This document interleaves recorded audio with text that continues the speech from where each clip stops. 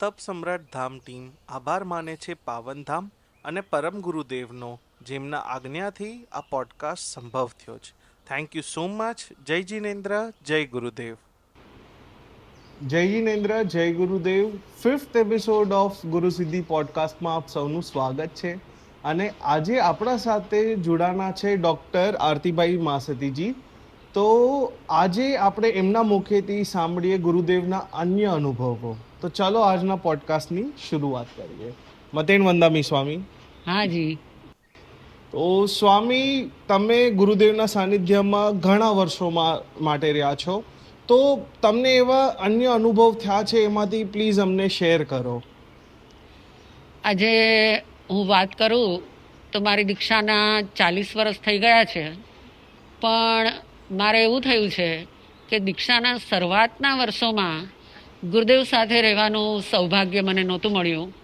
પણ જ્યારે 1992માં ગુરુદેવનું સામૂહિક ચાતુર્માસ જ્યારે રાજકોટમાં થવાનું હતું, ત્યારે 91ની સાલમાં અમે મોટા સ્વામીની સાથે મુલુંડ ચાતુર્માસ હતા. ત્યારે અમને મેસેજ મળ્યા કે આપણું આવતું ચાતુર્માસ પૂજ્ય ગુરુદેવના સાનિધ્યમાં થવાનું છે. ત્યારથી મનમાં એટલા બધા ભાવ હતા કે ગુરુના સાનિધ્યમાં રહીને હું શું કરીશ. હું કોઈ એવી તપસ્વી નથી કે મારાથી કોઈ માસખમણ થાય કે ગુરુની પાસે હું એનું પારણું કરીશ, કે એવી કોઈ મારી શક્તિ નહોતી. પણ છતાં પણ મેં વિચાર કર્યો કે હું એમ કરું કે હું વર્ષી તપનો પ્રારંભ કરું. એટલે વર્ષી તપનું પારણું ગુરુદેવના જન્મ દિવસે થાય એવી રીતે મેં મુલુંડના ચોમાસામાં દિવાળીના દિવસે વર્ષી તપનો પ્રારંભ કર્યો. પછી 92ની સાલમાં ગુરુદેવના સાનિધ્યમાં એક દિવસો વ્યતીત થતા હતા અને મારો પુણ્યનો ઉદય એવો પ્રબળ કે રોજે સવારની ગોચરીમાં ગુરુદેવની સેવાનો લાભ મને મળ્યો હતો. એટલે રોજ સવારે હું જાઉં, ઉપવાસના દિવસે ગુરુદેવ પાસે પચખાંડ લેવાના હોય, અને જ્યારે પારણાનો દિવસ હોય ત્યારે ગુરુદેવ પોતે વાપરે અને હંમેશા મારી માટે પ્રસાદી રાખે. એ મારા માટે પુણ્યની પળ હતી. વિશેષતા એ છે કે આટલા મોટા ગુરુદેવ, આટલો વિશાળ પરિવાર, દરેક વ્યક્તિ જુદી જુદી તપસ્યાઓ કરતા હોય, પણ ગુરુદેવે ક્યારેય મને પૂછ્યું નથી કે આજે તારે ઉપવાસ છે કે પારણો. ગુરુદેવને ખબર જ હોય કે આજે પારણાનો દિવસ છે અને હંમેશ મારા માટે પ્રસાદી રાખેલી હોય. આ દિવસ અત્યારે પણ હું યાદ કરું ત્યારે મને એવું ફિલિંગ થાય કે ખરેખર ગુરુ કોણ હોય અને ગુરુ કેવા હોય, ગુરુ શું કરે છે. કારણ કે ગુરુ અને શિષ્યનો સંબંધ કોઈ સ્વાર્થથી બંધાયેલો નથી. આ સંબંધ નિસ્વાર્થ છે અને આ સંબંધ પવિત્ર છે. ગુરુદેવને અમારા તરફથી કોઈ પણ પ્રકારની અપેક્ષા વિના મારા શિષ્યો કઈ રીતે સંયમ માર્ગમાં આગળ વધે, કઈ રીતે તપ માર્ગમાં આગળ વધે, એનું પ્રોત્સાહન એન કેન પ્રકારે તે અમને આપતા હતા. આ રીતે ગુરુદેવના હાથે દિવાળીના દિવસે મેં પારણું કર્યું અને મારો વર્ષી તપ પૂરો થયો. એટલે મેં એક જ તપસ્યા ગુરુદેવના સાનિધ્યમાં કરેલી છે અને તે વર્ષી તપની તપસ્યા ખરેખર મારા માટે યાદગાર બની ગઈ છે. એનાથી આગળ વધીએ તો આ ચોમાસું ગુરુદેવનું લક્ષ્ય હતું કે આખા પરિવારના દરેક સાધ્વીજીઓમાં જ્ઞાનનો, દર્શનનો, ચારિત્રનો વિકાસ થાય. એટલા માટે સામૂહિક વાંચનાઓ ચાલુ હતી. અને એમાં પણ ગુરુદેવ પોતે જ સવારના પહોરમાં ઉત્તરાધ્યન સૂત્રની વાંચના આપતા હતા. અને આખા 85 માસતીજીઓ અને 7 સંતો, જાણે એવો જ ભાવ થાય કે આ ભગવાનનું સંવત્સરણ છે અને ભગવાને જેમ છેલ્લી દેશના ઉત્તરાધીન સૂત્રની આપી, તે જ રીતે અમારા માટે પણ આ ગુરુદેવની જે વાંચણી હતી તે છેલ્લી વાંચની એ ઉત્તરાધીન સૂત્રની અમારા માટે બની ગઈ. અને હંમેશ માટે એ યાદ રહે. અને આપણા પણ એવા ભાવ હોય કે મને ગુરુએ જે આપ્યું છે આપણને બધાને જે ગુરુએ આપ્યું છે તે જન જન સુધી પહોંચે એટલા માટે ત્યાર પછી ગુરુદેવના કાળધર્મ પછી આ વસ્તુ અમારી પાસે લખેલી હતી. એને રાષ્ટ્રસંત પૂજ્ય ગુરુદેવ શ્રી નમ્રમુનિ મહારાજ સાહેબની પ્રેરણાથી તપ સમ્રાટે મને કહ્યું એ નામથી એ પુસ્તકનું અમે પ્રકાશન કરાવ્યું. અને કદાચ તમે લોકોએ પણ એ પુસ્તક જોયું હોય અને વાંચ્યું હોય. જો ન જોયું હોય તો ખરેખર એમાં નાના નાના સૂત્રો, જેમાં ગુરુદેવનો અનુભવ, ગુરુદેવની દીર્ઘ સાધના, તેનો નિચોડ, પોતે સ્વયં કઈ રીતે સાધનામાં આગળ વધ્યા એવા ભાવો તેમાં ભરેલા છે. એટલે ખરેખર તે પુસ્તક ભલે નાનું છે પણ વાંચવા જેવું છે. અને તેવા ગુરુદેવની સાધનાનો, આરાધનાનો અર્ક તેમાં ભરેલો છે. આ રીતે અમે ગુરુદેવની સાથે 3 ચોમાસા સામૂહિક રૂપે કર્યા. અને એ સિવાય પણ શેષ કાળમાં વારંવાર ગુરુદેવના સાનિધ્યમાં રહેવાનું સદભાગ્ય અમને સાંપડ્યું હતું. એટલે જ્યારે જ્યારે ગુરુદેવની સાથે રહેવાનું થાય ત્યારે ગુરુદેવ હંમેશ માટે છેલ્લા તેમના વર્ષોમાં એમ કહેતા હતા કે મને આગમ વાંચના તમે કરાવો. એનો મતલબ કે જ્યારે પછી વડિયા ચાતુર્માસ હતું, વડિયા ચાતુર્માસમાં ગુરુદેવે આજીવન મૌન લઈ લીધું હતું. એટલે ગુરુદેવના શ્રી મુખેથી એક પણ શબ્દ સાંભળવા મળવાનો ન હતો. તેમ છતાં પણ ગુરુદેવની આજ્ઞા હતી કે મહાસતીજી આગમ વાંચના કરે અને હું તે સાંભળીશ. જ્યારે પહેલી આ આજ્ઞા સાંભળી ત્યારે અમને આશ્ચર્ય થયું કે ગુરુદેવ બેઠા હોય અને આપણે કઈ રીતે શાસ્ત્ર વાંચન કરવું. પણ આજે સમજાય છે કે ગુરુદેવની દીર્ઘ દ્રષ્ટિ કદાચ શિષ્ય પરિવારને તૈયાર કરવા માટે જ હતી. ગુરુદેવ સ્વયં સામે બેસે, જે રીતે એક મા પોતાના બાળકને તૈયાર કરતી હોય એવો અનુભવ ફક્ત મને એકને નહીં પરંતુ અમારી સાથેના દરેક સાધ્વીજીને એવું થતું હતું કે ખરેખર આ પિતા નહીં પરંતુ પરમપિતા છે, જેણે અમને સંયમી જીવનમાં જન્મ આપ્યો, અમારું પાલન કર્યું, અમારું પોષણ કર્યું અને અમારો સર્વાંગી વિકાસ સમાજની સામે અમે કઈ રીતે ઊભા રહી શકીએ તેવો પૂરેપૂરું બધું જ અમણે તેને શીખવાડ્યું છે. આ ચાતુર્માસમાં સામૂહિક વાંચના અમે વાંચન કરીએ અને ગુરુદેવ સાંભળે. અને ત્યાર પછી કોઈ આગમના પ્રશ્નો સમજાતા ન હોય, કોઈ સમસ્યાઓમાં અમે મહાસતીઓજીઓ બધા જ પૂજ્ય મોટા સ્વામી હતા, ગુરુણી મૈયા પૂજ્ય લીલમબાઈ મહાસતીજી પણ હતા, પુષ્પાબાઈ મહાસતી હતા. એ રીતે બધા જ વડીલો, ઉષાબાઈ મહાસતીજી બધા જ બેઠા હોય અને આગમની ચર્ચાઓ ચાલતી હોય. ઘણીવાર બધા જ પરસ્પર ચર્ચામાં જોડાઈ જાય. ત્યાં ગુરુદેવ એક પાટી લખી અને તેનું સમાધાન અમને આપી દે. આ પાટી વાંચી અને અમે બધા જ એકદમ શાંત થઈ જઈએ. ખરેખર સમજાય કે શાસ્ત્રના ભાવો ભલે આગમના પાને લખેલા હોય પણ શાસ્ત્રના રહસ્ય ગુરુના હૃદયમાં છુપાયેલા હોય છે.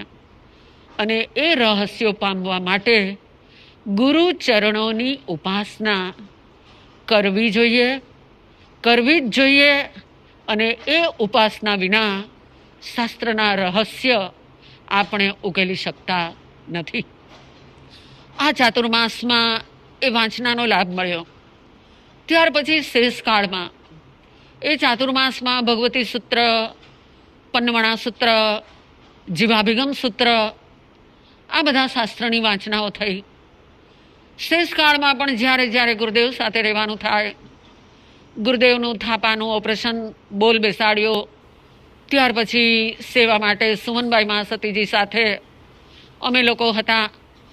ત્યારે પણ ગુરુદેવ હંમેશ માટે કે તું વાંચ અને હું સાંભળું. આ રીતે શાસ્ત્રની વાંચના એમને ચાલુ હતી. ત્યાર પછી અવસર આવ્યો કે ગુરુદેવ પોતાની એકાંત સાધના માટે વિસાવદરની વાડીમાં, મુકુંદભાઈની વાડીમાં જવાના હતા. અમારા સદભાગ્ય પૂજ્ય વીરમતીબાઈ મહાસતીજી, સ્મિતાભાઈ મહાસતી, હું એટલે આરતીબાઈ મહાસતી અને સુબોધિકાબાઈ મહાસતી, 4 ઠાણા 3 મહિના સતત ગુરુદેવની સેવામાં હતા. ત્યારે પણ એક જ વાત કે હું મારી એકાંત સાધના કરું છું, પરંતુ મારે શાસ્ત્ર વાંચન કરવું છે, મારે સાંભળવું છે, અને ત્યારે ફરીવાર પાછું મારે ભગવતી સૂત્ર સાંભળવું છે. અને ભગવતી સૂત્રની વાંચણી ચાલુ થઈ.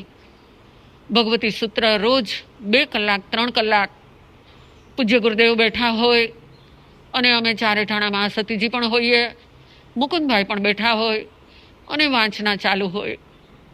અમને એમ થાય કે ખરેખર આ કંઈક સુવર્ણ તક, સંયમી જીવનના વર્ષોના વર્ષો પસાર થાય, પણ આવા દિવસો જે અમારા જીવનમાં એક ગોલ્ડન પીરિયડ, એક યાદ રહી જાય એવી તક હતી.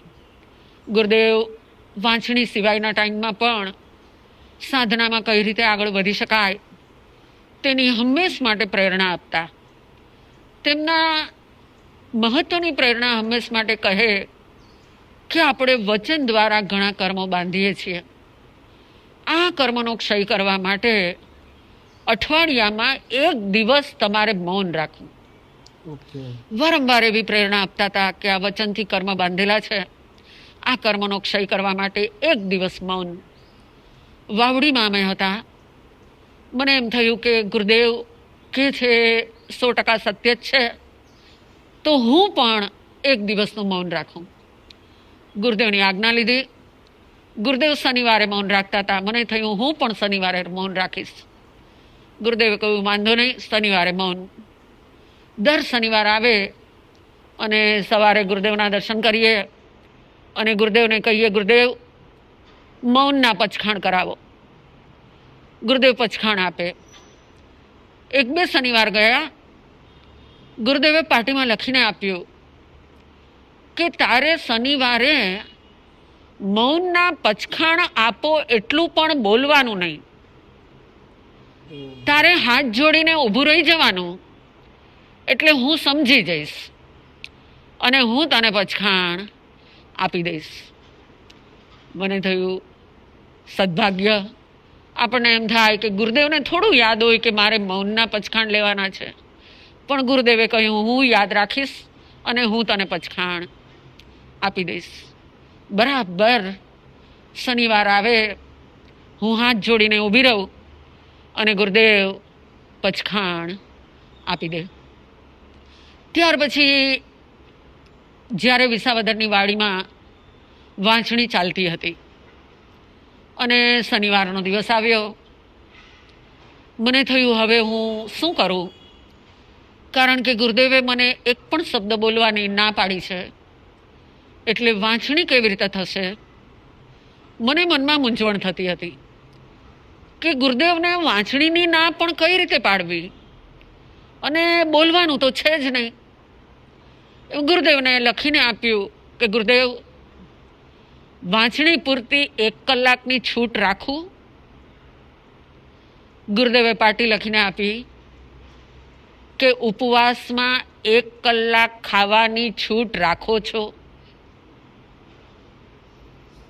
બસ આટલા જ શબ્દોથી સમજાઈ ગયું કે કોઈ પણ પ્રકારની છૂટ રાખ્યા વિના જ મૌન રાખવાનું છે. જય આ વાત પરથી મુખ્ય વસ્તુ એ સમજવાની છે કે ગુરુદેવ હંમેશ માટે કે તમે જે પચખાણ લ્યો એમાં જેટલી છૂટ રાખો છો એટલા તમારા પચખાણ પોલા થાય છે. એ પચખાણ નક્કર થતા નથી, અને પચખાણ જ્યાં સુધી નક્કર ન થાય ત્યાં સુધી તેનું ફળ તમને મળતું નથી. સાધનાનો આ મહત્વપૂર્ણ નિયમ અમને સમજાવી દીધો. કારણ કે આપણા જેવાની આદત હોય, ગમે તે પચખાણ લઈએ એટલે આપણે કહીએ કે ભાઈ આમ થાય તો છૂટ, આમ થાય તો છૂટ. ગુરુદેવ કહે પચખાણ જ નથી. ખરેખર સાધક કોણ હોય અને સાધકની સાધના કઈ રીતે સુદ્રઢ બને એ મહત્વપૂર્ણ પોઈન્ટ એક મૌનના પચખાણ દ્વારા તેણે એ હિત શિક્ષા આપી દીધી કે તમે જે પચખાણ લ્યો એમાં ક્યારેય કોઈ પણ પ્રકારના છૂટ રાખવાની ઈચ્છા કે અપેક્ષા તમે રાખતા નહીં. અમારા સદભાગ્ય છે કે ગુરુ પણ એવા અને ગુરુની દેવા પણ એવા જ હતા. મોટા સ્વામી કહો કે સાહેબજી કહો, હંમેશ માટે આપણને એ જ પ્રેરણા આપે કે તમે જે કંઈ કરો છો તે મક્કમ મને કરો. કદાચ કસોટી આવે તો તે કસોટીમાંથી પાર ઉતરો તો જ તમે સાધનામાં આગળ વધી શકશો. મારા જીવનના અનુભવથી ખરેખર મને એમ થાય કે આ એક જ નિયમની દ્રઢતા માટે આપેલો સંકેત મને સાધનાની દ્રઢતા માટે ખરેખર ગુરુદેવે પ્રબળ પ્રેરણા એના દ્વારા મને આપી દીધી છે. આ વાતની સાથે આપણી મુખ્ય વાત ચાલે છે વાંચનાની, કે આ રીતે ભગવતી સૂત્રની વાંચના ચાલુ જ હતી. એટલે તે દિવસે શનિવાર પણ વાંચના મેં ન કરી અને બીજામાં સતીજીઓએ વાંચના કરી. આ રીતે વાંચના ચાલતી હતી.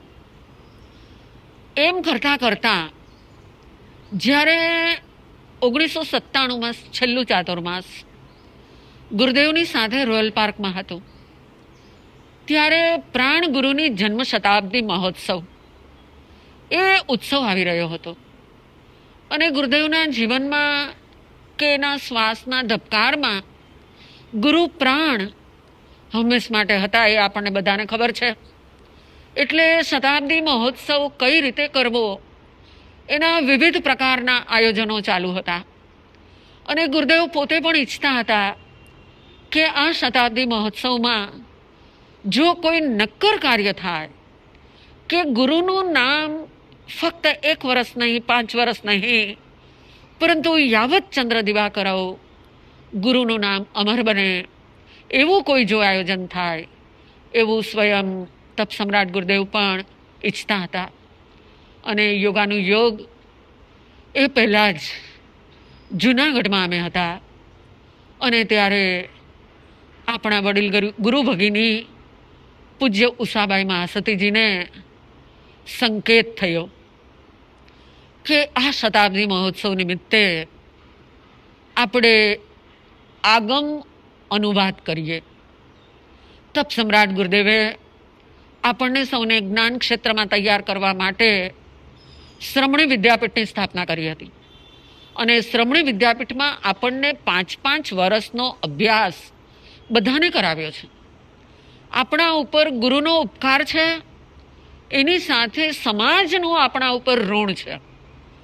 તો આ શતાબ્દી મહોત્સવ નિમિત્તે આપણે એવું કામ કરીએ કે આપણે સમાજનું ઋણ પણ આપણે ચૂકવી શકીએ અને ગુરુના ઉપકારોને પણ આપણે હર પળ યાદ કરી શકીએ. ગુરુદેવ ત્યારે જૂનાગઢમાં જ બિરાજતા હતા, જલારામ સોસાયટીમાં હતા. અમે મોટા સ્વામી સાથે ગુરુદેવના દર્શન કરવા ગયા અને ઉષાબાઈ મહાસતીજીએ સંકેતની વાત કરી. ગુરુદેવ, આજે કદાચ પ્રાણ ગુરુએ જ સંકેત આપ્યો હોય એવું લાગે છે અને આગમનો અનુવાદ કરવાનું અમે મહાસતીજીઓએ વિચાર કર્યો છે, પણ આપ જો આજ્ઞા આપો તો જ આ કાર્ય શક્ય બને તેમ છે. ગુરુદેવ તનથી મનથી પ્રસન્નતા એના મુખ પર, જ્યાં ગુરુના નામે કામ થવાનું હોય ત્યાં ગુરુદેવ ખુશ થઈ ગયા અને પાટીમાં લખીને આપ્યું કે ગુરુના નામને તમે અમર કરો અને તમારા જીવનને આચારમય, શુદ્ધ અને વિશુદ્ધ બનાવો. એક જ વાક્યમાં અમારા માટે આખું આગમ 32ના કામનું ટોનિક તેણે એક વાક્ય દ્વારા આપી દીધું. અમે સૌ પણ ખુશ થઈ ગયા કે આ આગમ 32 ગુરુના નામથી આપણે પ્રકાશિત કરવાની છે. આ કામ કોઈ નાનું સૂનું નહોતું, કારણ કે ભગવાન મહાવીર સ્વામીના મોક્ષ પછી 2600 વર્ષના ઇતિહાસમાં કોઈ સાધ્વીજીએ આ કામ કરેલું છે એવો ઇતિહાસ આપણને મળતો નથી. એટલે આટલું મોટું કામ અને મહાસતીજીઓએ સાથે મળીને કરવાનું છે. બેકિંગ છે ગુરુદેવની આજ્ઞાનું, બેકિંગ છે ગુરુદેવની કૃપાનું, બેકિંગ છે ગુરુદેવના સંકેતનું. કામ અમારા માધ્યમથી થવાનું હતું, પણ સૌના મનમાં કોને ખબર, નહીંતર આટલો વિશાળ પરિવાર એટલે ક્યારેક વિચાર ભેદ થાય, આમ નહીં આમ કરીએ, આમ નહીં આમ કરીએ. પરંતુ આ વિષય જ્યારે મુકાણો ત્યારે અમે સૌએ કોઈ પણ પ્રકારના વિકલ્પ વિના કે આપણાથી થશે કે નહીં થાય, આ કામ બહુ મોટું છે આપણે બીજું કરીએ, એવા કોઈ પણ પ્રકારના વિકલ્પ વિના સર્વાનુમતે આ વાતનો સ્વીકાર કરી લીધો. અને 97ની સાલમાં જ્યારે રોયલ પાર્કમાં સામૂહિક ચોતરમાસ હતું ત્યારે પ્રાણગુરુનું નામથી એક ટ્રસ્ટ અને આ આખું આયોજન સક્રિય બની ગયું. એમાં ગુરુદેવની આજ્ઞાથી પ્રધાન સંપાદિકા તરીકે આગમના જે જ્ઞાતા, સંયમનિષ્ઠ અને ગુરુ પ્રત્યે અનન્ય શ્રદ્ધા ધરાવનાર, જો કે બધાને શ્રદ્ધા હોય જ, તેમ છતાં પણ આ કામની સોંપણી જ્યારે થઈ ત્યારે અપૂર્વ શ્રુતારાધિકા પૂજ્ય લીલમબાઈ મહાસતીજીએ તમામ જવાબદારી પોતાના શિરે તેણે સ્વીકારી લીધી અને આગમ એડિટિંગનું કામ, સંપાદનનું કામ તેણે સ્વીકાર્યું. આગમના અનુવાદ માટે પૂજ્ય ગુરુણીએ સૌની યોગ્યતા પ્રમાણે તેની વહેંચણી કરી. કારણ કે કયા આગમનો અનુવાદ કોણ કરે એ પણ બહુ જબરજસ્ત કામ છે. સામાન્ય કોઈ પણ પુસ્તકો છપાવવા હોય તો છપાવી લઈએ, પરંતુ જેના માધ્યમથી આ શાસન 21,000 વર્ષ સુધી ચાલવાનું છે તેવા આગમ શાસ્ત્રોમાં એક પણ શબ્દ આઘો પાછો ન થાય, તેના અર્થમાં કોઈ પણ પ્રકારનો ફેર ન થાય, તે સંપૂર્ણ જવાબદારી આપણે રાખવાની હતી. તેથી ગુરુની દેવાએ સૌની યોગ્યતા પ્રમાણે આ કામની વહેંચણી કરી અને મારા સદભાગ્યે તપ સમ્રાટના સાનિધ્યમાં જ ભગવતી સૂત્રની વાંચણી સ્વયં ગુરુદેવની સાક્ષીએ મેં 3 વાર કરી અને ગુરુની મૈયાએ ભગવતી સૂત્રના અનુવાદનું જ આ જબરજસ્ત કામ મને સોંપ્યું. ત્યારે મને સમજાણું કે ખરેખર આ દીર્ઘદ્રષ્ટા, આ પારદ્રષ્ટા પુરુષ જેણે પહેલેથી જ જોઈ લીધું હશે. ઘણીવાર ગુરુ શબ્દથી કહેતા નથી, પરંતુ તેવો સંકેત તેઓ આપતા જ હોય છે. એટલે જે આગમ એમના સાનિધ્યમાં 3 વાર મને વંચાવી દીધું અને ત્યાર પછી એ આગમના અનુવાદનું કામ મારા હાથે ગુરુની કૃપાના માધ્યમથી, કારણ કે મારી કોઈ હેસિયત નહોતી, એ પહેલાં મેં ભગવતી સૂત્ર ક્યારેય વાંચ્યું પણ ન હતું, પરંતુ ગુરુની કૃપાથી એ કામ હું સરસ રીતે પૂર્ણ કરી શકી. એટલું જ નહીં, પણ સાથે સાથે આ આગમ 32ની વાત હું પૂરી કરી દઉં કે ગુરુદેવને પૂછ્યું, ગુરુદેવ પેલું કયું આગમ કરીએ? ગુરુદેવે કહ્યું ઉપાસક દશાંગ સૂત્ર. ઉપાસક દશાંગ સૂત્રનું કામ, કારણ કે દરેક મહાસતીજીઓ અનુવાદ કરીને આપી દે. હવે ફક્ત અનુવાદ કરેલા આગમો એમને તમે પ્રિન્ટ કે પ્રકાશન કરાવી શકો તેવી તેની યોગ્યતા ન હોય, એટલે તેનું એડિટિંગ કરવું પડે. એ એડિટિંગ માટે પૂજ્ય ગુરુણીએ મારી એટલે આરતીબાઈ મહાસતીજી અને મારી સાથે પૂજ્ય સુબોધિકાબાઈ મહાસતીજી, અમે ગુરુણીની નેસરામાં સહ સંપાદન એટલે ગુરુણીને અમે સહયોગ આપીએ અને આ ગુરુના નામથી થયેલું કામ અમે ગુરુ કૃપાએ પૂર્ણ કરી શકીએ તેવી જવાબદારી અમને તેણે સોંપી દીધી અને કામ આગળ વધ્યું. યાદ આવે છે આજે એ દિવસો કે ખરેખર ગુરુના નામને અમર કરાવવા જ આ કામનો પ્રારંભ ગુરુદેવે કરાવ્યો. અને અચાનક પરિસ્થિતિઓ પલટાણી અને પૂજ્ય ગુરુદેવ પોતાના જીવનના અંતિમ દિવસોમાં આવી ગયા.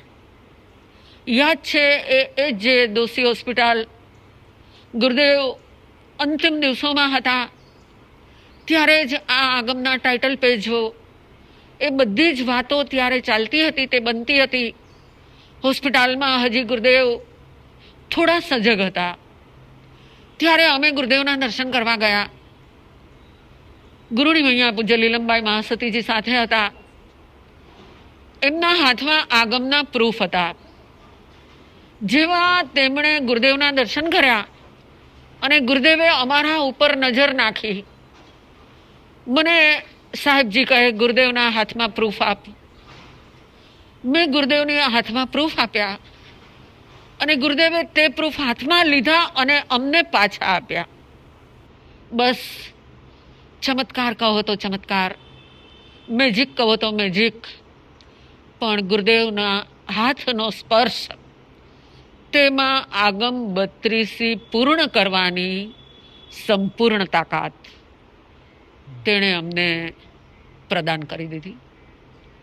આ કામ જેમ જેમ આગળ વધે ત્યારે આ વસ્તુ તે રિયલાઇઝ થાય કે ખરેખર ગુરુ શું કરી શકે છે. આપણે સામાન્ય માનવીઓ ગુરુને પણ સામાન્ય રીતે જોતા હોઈએ, તેની સાથે સામાન્ય વાતચીત કરતા હોઈએ, પરંતુ ગુરુની સાધના કેટલી અદ્ભુત હોય છે અને તેની શક્તિ શું હોય છે તે જ્યારે જ્યારે આગળ વધ્યા ત્યારે ખબર પડી કે ખરેખર એક જ કામ ગુરુદેવે પ્રૂફનો સ્પર્શ કર્યો અને એ સ્પર્શ કરી અને અમને પાછા આપ્યા. એમાં જે વસ્તુ અમે ક્યારેય વાંચી ન હોય, ક્યારેય વિચારી ન હોય, કોઈ પણ બીજાનો અમને સપોર્ટ ન હોય, છતાં તે આગમના રહસ્ય અમે ઉકેલી શકતા હતા. ઘણીવાર આ કામ કરતાં કરતાં મૂંઝાણા હોઈએ કે હવે આનો ઉકેલ કેવી રીતે કરવો. આ સંપાદનનું કાર્ય કરતાં કરતાં ઘણીવાર મૂંઝાતા હોઈએ. કોઈ બુકમાં એનો જવાબ લખેલો ન હોય, આપણે શું જવાબ લખવો, આપણે કઈ રીતે કરવું, આમાં કાંઈ આપણી બુદ્ધિ ચલાવવાની છે નહીં. ગુરુદેવના ચરણે વિનંતી મૂકી દઈએ, શ્રદ્ધાપૂર્વક ગુરુદેવ આપને જે લખાવવું હોય તે લખાવો અને આપ જે લખાવશો તે સત્ય જ હશે. અને થોડા જ સમયમાં તેનો જવાબ અંદરથી મળી જાય, અમને સ્વતઃ તેનો ઉકેલ મળી જાય અને સંતોષકારક સમાધાન અમે લખી શકીએ. ખરેખર ગુરુની આ સ્પર્શની શક્તિ એવી કલ્પતરુ જેવી, કલ્પવૃક્ષ જેવી કે જે માગો ન માગીએ તેમ છતાં પણ તે મળી જાય એવી તેમની શક્તિ હતી. પરંતુ કંભાગ્ય કહો અમારા કે આ કામની પૂર્ણતા ગુરુદેવ સદેહે જોઈ શક્યા નહીં. પરંતુ ગુરુદેવનો કાળધર્મ થયો ત્યારે અમે બધા જ ખૂબ ખૂબ નિરાશ થઈ ગયા હતા કે આટલું મોટું કામ શરૂ કરાવ્યું અને ગુરુદેવ ચાલ્યા ગયા. હવે કઈ રીતે આગળ વધશું? 4-5 દિવસ બધા જ અઠવાડિયું ખૂબ નિરાશ રહ્યા. પરંતુ અંદરથી એક અવાજ આવ્યો કે ગુરુદેવે સોંપેલું કામ પૂરું કરવું તે જ આપણી ભક્તિ છે. નિરાશ થઈને બેઠા રહેવું તે આપણી ભક્તિ નથી. અને અંદરથી જ એક સામર્થ્ય પ્રગટ થયું કે બેઠા રહેવું નથી, ગુરુદેવની આજ્ઞાને પૂરી કરવી છે. અને ગુરુદેવની પહેલી જ માસિક તિથિ હતી ત્યારે શ્રી ઉપાસક દશાંગ સૂત્રનું અમે વિમોચન કરી શક્યા. આ રીતે આગળ વધતા વધતા ઘણા કષ્ટો, ઘણા વિઘ્નો, કારણ કે તમને જય કદાચ ખબર ન હોય કે આ બધા આપણા શાસ્ત્રો દેવાધિષ્ઠિત હોય છે. એટલે જે આ કામ કરે તેને કોઈને કોઈ વિઘ્ન આવ્યા વિના રહે નહીં. વિઘ્ન તેને આવે જ. આવે છે. તો આ વિઘ્ન નિવારણ માટે પૂજ્ય સાહેબજીએ ઘણું બધું રક્ષા કવચ પણ કરાવ્યું હતું અને અમને 100% વિશ્વાસ ગુરુની કૃપાના કવચમાં હતો કે ગુરુ માથે બેઠા છે, તેથી આપણને કોઈ વિઘ્ન આવવાનું નથી. અને આપણે જોઈએ તો સમાજમાં પણ ઘણા લોકોએ આ આગમ 32નું કામ ચાલુ કરેલું હતું, પણ પૂરું કરી શક્યા એવા ઓછા છે. ઓકે. પરંતુ આપણા સદભાગ્ય, આપણા પરમ ભાગ્ય કે ગુરુની કૃપાએ આપણે આ કામ પૂરું કરી શક્યા. એ ખરેખર આ ઐતિહાસિક કામ એ ગુરુની કૃપા વિના શક્ય જ નથી. એટલે આ કામ અમે ગુરુની કૃપાએ 9 વર્ષના સતત પુરુષાર્થ, અને એ પુરુષાર્થની સાથે પૂજ્ય સાહેબજી એટલે લીલમબાઈ મહાસતીજીનો અથાગ પુરુષાર્થ અને તેનો દ્રઢ સંકલ્પ, અનેક પ્રકારના અભિગ્રહો, એ અભિગ્રહ સાથે ગુરુની કૃપાનું બળ વધ્યું અને આ કામ અમે પૂરું કરી શક્યા. ત્યારે 100% સમજાઈ ગયું કે ગુરુની કૃપા શું કામ કરી શકે છે. બસ આજે અત્યારે એટલું જ રાખીએ કે ગુરુના સ્પર્શમાં પણ એક એવી શક્તિ છે, અને આ બધાનો સાર એટલો જ છે કે જે શિષ્યનો સર્વાંગી વિકાસ કરાવે તે જ ગુરુ છે. ગુરુનો ફક્ત શિષ્યને સમાજમાં કોઈ પ્રસિદ્ધિ અપાવે તેમ નહીં, પરંતુ તેની સાધનાને બળવત્તર બનાવે. અને જે લક્ષ્ય સંયમ લીધો છે તે લક્ષ્યમાં અમે કઈ રીતે આગળ વધી શકીએ તે તમામ જવાબદારી ગુરુની હોય છે. અને આ તપ સમ્રાટ ગુરુદેવ જે અવધૂત યોગી હતા, જેને લોકોની પ્રશંસા કે પ્રસિદ્ધિમાં કોઈ રસ ન હતો, તે તમને બધાને ખબર છે. પરંતુ અમને અમારા જીવનથી એવું ગુરુદેવ શીખવાડીને ગયા છે તેવું આજે સમજાય છે. ભલે આપણે ગુરુના પગલે એટલા બધા કદમ ન ઉપાડી શકીએ કે ગુરુ જેટલા આગળ વધી ગયા તેટલું અમે પણ કરી શકીએ તેવી અમારી કોઈ ક્ષમતા નથી. પરંતુ ખરેખર એટલું ચોક્કસ કહી શકાય કે ગુરુએ જે માર્ગ બતાવ્યો છે, જે મક્કમતા, જે દ્રઢતા, જે સંપૂર્ણ સમર્પણ દશા અને ગુરુ પ્રત્યેની જે શ્રદ્ધા, એ માર્ગ જે બતાવ્યો છે તે માર્ગ અમારી સામે આખો ખુલ્લો જ છે. આજે નહીં તો કાલે અમને પણ દ્રઢ વિશ્વાસ છે કે ગુરુના પગલે પગલે ચાલીને અમે પણ અમારા જીવનમાં આગળ વધી શકશું. અમારી આત્મવિશુદ્ધિનું જે લક્ષ્ય છે તે લક્ષ્ય અમે પણ જરૂર પૂરું કરી શકશું તેવી શ્રદ્ધા અમને પણ છે.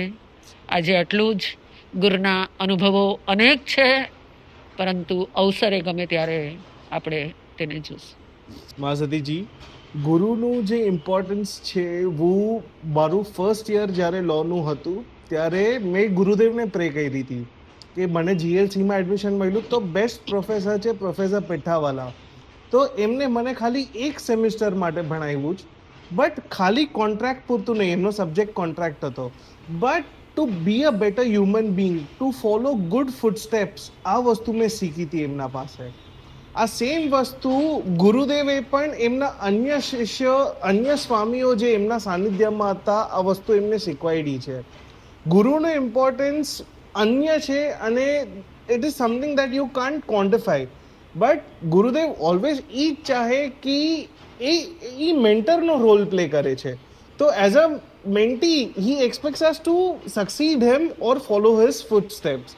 And he himself is a better human being જે આપણે પણ એવું બનવાનું પ્રયત્ન કરીએ. તો thank you so much doctor Aartibhai Mahasatiji તમારા સમય માટે, અને ખૂબ ખૂબ મજા આવી. સ્વામી, હું ખાલી એક વસ્તુ પૂછવા માંગુ છું કે તમે જે સૂત્રોની વાતચીત કરી છે, જે ભગવતી સૂત્ર છે, જે આગમ 32 છે, તો એ સૂત્રો જનરલી એક એવરેજ જે કોમન જૈન છે એમને ભક્તામર સૂત્ર અને એ બધું ખબર હોય, તો આજે તમે સૂત્રનું જે તમે વર્ણન કર્યું એ શેના વિષયમાં છે? એવું હોય કે તીર્થંકર પરમાત્મા જ્યારે એમને કેવળ જ્ઞાન થાય ત્યાર પછી એ ઉપદેશ આપે છે. હા. એ પહેલાં એ ઉપદેશ નથી આપતા. તો એ જે ઉપદેશ આપે, હું તમને બહુ થોડા શબ્દોમાં કહું છું. એ પહેલાં 3 જ શબ્દ બોલે છે: ઉપનયવા, વિગમયવા અને ધુવૈવા. એ 3 શબ્દ સાંભળીને જ હજારો લોકોમાંથી કેટલાક જીવોની એવી યોગ્યતા હોય કે તેને 12 અંગસૂત્રનું જ્ઞાન પોતાની મેળે થઈ જાય. એને તીર્થંકરો ગણધરની પદવી આપે અને ત્યાર પછી ગણધર ભગવંતો જે એને બોધ થયો ભગવાનના ઉપદેશથી, એને સૂત્ર રૂપે ગૂંથે. એટલે આ જે આપણા શાસ્ત્રો છે એ ભક્તામર સ્તોત્ર ને તો બહુ પાછળની રચના છે, પણ તીર્થંકર ભગવાનનો ઉપદેશ અને ગણધરો એને સૂત્ર રૂપે ગૂંથે, એને આગમ કહેવાય. ઓકે. એટલે જૈન ધર્મના ધર્મ ગ્રંથો જેને આગમ કહેવાય. એ આગમ સ્થાનકવાસી પરંપરા પ્રમાણે અત્યારે 32 છે, ડેરાવાસી પરંપરા પ્રમાણે 45 છે. એ પરંપરામાં થોડો ફેર છે, પણ મૂળભૂત વાત જે ગણધર ભગવંતો જે રચના કરે છે એ 12 અંગસૂત્ર છે. એ ડેરાવાસી, સ્થાનકવાસી, દિગંબર બધામાં એક સરખું. અને ત્યાર પછી આચાર્ય ભગવંતો પાછળથી અમુક શાસ્ત્રોની રચના કરે, એની પણ આગમ તરીકે અમુક ગણના થઈ છે. વાત ઘણી લાંબી છે, પણ હું તને ફક્ત એટલું જ કહું કે જૈન ધર્મના ધર્મ ગ્રંથ જેને આગમ કહેવાય. અને એ આગમ 32 એટલે 32 આગમ, જેના આધારે અત્યારે તીર્થંકર નથી પણ જીન શાસન છે. તો એ જીન શાસન શેના આધારે ચાલે છે? ગમે એટલા સાધુ સાધ્વી હોય, અમે ઉપદેશ આપીએ, વ્યાખ્યાન વાંચીએ, XYZ કોઈ પણ ડેરાવાસી, સ્થાનકવાસી, શેના આધારે આપીએ? તો કે આ શાસ્ત્રના આધારે, આ સૂત્રના આધારે, આ ભગવાનના ઉપદેશના આધારે. એટલે અમે અમારા મનનું કે અમારી બુદ્ધિનું કોઈ પણ વસ્તુ કોઈને કહેતા નથી. જે શાસ્ત્રમાં લખેલું છે, ભગવાન જે કહી ગયા છે, એ જ ઉપદેશ અત્યારે ચાલે છે. As it is. શબ્દોમાં ફેરફાર થાય પણ ભાવમાં ફેરફાર ન થાય. આ રીતે 21,000 વર્ષ સુધી જીન શાસન આ આગમ શાસ્ત્રોના આધારે ચાલવાનું છે. એટલે જીન શાસન માટે આ આગમ એ મોસ્ટ ઇમ્પોર્ટન્ટ વસ્તુ કહી શકાય. બીજા ગમે તેટલા હજારો પુસ્તકો છપાય, પણ જે વેલ્યુ આગમની છે એવી બીજા કોઈ પણ પુસ્તકોની નથી. એટલે એવું મહત્વપૂર્ણ કામ આપણે પ્રાણ ગુરુ આગમ 32 ગુરુદેવ પ્રાણલાલજી મહારાજ સાહેબના નામથી આપણે પ્રકાશન કરેલું છે. એટલે ગુરુનું નામ 2-5 વર્ષ નહીં, પરંતુ 21,000 વર્ષ સુધી, જ્યાં સુધી આ જીન શાસન છે ત્યાં સુધી ગુરુનું નામ અમર આપણે કરેલું છે. અને તેમાં ગુરુદેવની કૃપા, તપ સમ્રાટ ગુરુદેવની કૃપા આપણને મળેલી છે. હર્ષ. તો સ્વામી, તમે જે આ 32 આગમની વાત કરી છે, જે એક સર્ટન ગેપ સુધી 21,000 યર્સ તમે કીધું કે ઈ રે, તો આ કઈ ભાષામાં એક્ઝેક્ટલી હોય? એટલે પહેલા પણ એ જ ભાષામાં હતું અને અત્યારે એટલે શું છે એક્ઝેક્ટલી? તીર્થંકરો જ્યારે ઉપદેશ આપે ને, ત્યારે તીર્થંકરો લોક ભાષામાં ઉપદેશ આપતા હોય. ઓકે. એટલે તે સમયની ભાષા અર્ધમાગધી ભાષા હતી. એટલે જ્યારે ગણધર ભગવંતોએ આગમનું લેખન કર્યું, લેખન નહીં પણ ગુથન કર્યું, ત્યારે અર્ધમાગધી ભાષામાં કરેલું છે. અર્ધમાગધી ભાષા એટલે થોડીક પ્રાકૃત ભાષાને મળતી ભાષા આવે એવી ભાષામાં આનું ટ્રાન્સલેશન થયું. પછી જેમ જેમ સમય વ્યતીત થયો તો એના ઉપર સંસ્કૃત ટીકાઓ લખાણી. આચાર્ય ભગવંતોએ એના ઉપર સંસ્કૃત ટીકા લખી. આ આગમથી જ, આગમના માધ્યમથી જ જીન શાસન રહેવાનું છે એવું દરેક સંતો સમજે છે. એટલે આ આગમના ભાવો જન સુધી પહોંચાડવા માટે દરેક આચાર્યોએ એમાં પોતાનો પુરુષાર્થ કરેલો છે. એટલે સંસ્કૃત ટીકાઓ લખાણી. ત્યાર પછી સંસ્કૃત પણ લોકો જાણતા નથી, એટલે એના અનુવાદનું કામ ચાલુ થયું. એના હિન્દીમાં અનુવાદ થયા, એના ગુજરાતીમાં પણ અનુવાદ થયેલો હતો. ઘાસીલાલજી મહારાજ સાહેબે હિન્દીમાં પણ અનુવાદ કરાવ્યો છે, ગુજરાતીમાં પણ અનુવાદ કરાવેલો હતો. પણ એ બહુ 70 વર્ષ પહેલાંની વાત, એટલે એની ભાષામાં પણ થોડો ફરક હતો અને એ લેન્ધી હતા, ઓકે. બહુ વિસ્તારથી કર્યું હતું. એટલે અમને વિચાર આવ્યો કે આજના યુગ પ્રમાણે લોકો આજની ભાષા સમજી શકે. હિન્દીમાં અનુવાદ થયેલી 32 તૈયાર છે, પણ ગુજરાતી લોકોને જ્યારે પોતાની ભાષામાં એ વસ્તુ મળે તો એને વાંચવામાં વધારે રસ આવે. એટલે આપણે સિમ્પલ ગુજરાતી ભાષામાં એનો અનુવાદ કર્યો કે ભગવાનનો ઉપદેશ લોકો સુધી પહોંચે, જન સુધી પહોંચે અને લોકો પોતાના જીવનને કંઈક સુધારી શકે. એટલે મૂળ ભાષા અર્ધમાગધી છે. એના અનુવાદ રૂપે આપણે ગુરુ પ્રાણ આગમ 32 જેને આપણે ગુજરાતીમાં અનુવાદ કરેલું છે. અને આપણા સદભાગ્ય આપણે પણ સાથે સાથે કહી શકીએ, કારણ કે આજના તમારા જેવા યંગસ્ટાર હવે ગુજરાતી પણ વાંચતા આવડતું નથી. એટલે રાષ્ટ્રસંત પૂજ્ય પરમ ગુરુદેવ એમની પ્રેરણાથી અત્યારે તેના ઇંગ્લિશ ટ્રાન્સલેશનનું કામ પણ અત્યારે ચાલી રહ્યું છે અને તે સંતો એમાં જોડાયેલા છે અને ઘણા શ્રાવકો પણ આમાં જોડાયેલા છે. એટલે આગમ મિશન બહુ જોરદાર આ કામ કરી રહ્યું છે. આ આગમનું મહત્વ સમજીને તપ સમ્રાટ ગુરુદેવ જ્યારે કાળધર્મ પામ્યા એ પહેલાં એમણે પાર્ટીમાં લખીને આપેલું હતું કે આગમનું કામ નમ્ર મુનિ મહારાજ સંભાળશે.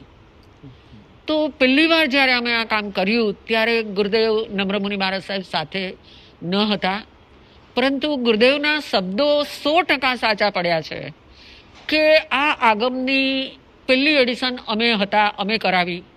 પછી રાષ્ટ્રસંતે પૂજ્ય નમ્ર મુનિ મહારાજ સાહેબે એની બીજી, ત્રીજી, ચોથી અને હમણાં છેલ્લે 5મી એડિશનનું એમણે પ્રકાશન કરાવ્યું.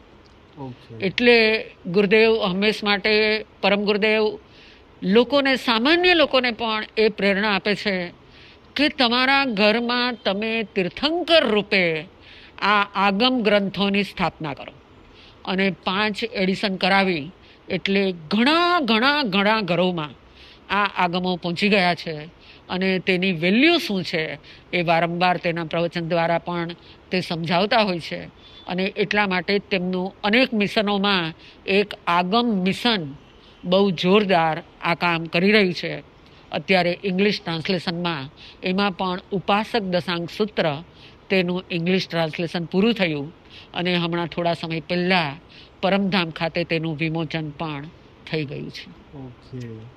આગમના બારામાં મને ઓલવેઝ બહુ દિલચસ્પી રહી છે. હું અમર ચિત્રકથા કોમિક્સ છે, પછી બિબેક દેબ્રોયની અન્ય બુક્સ છે જે હિન્દુ માઇથોલોજી કે હિન્દુ હિસ્ટ્રી પર ફોકસ્ડ હતી.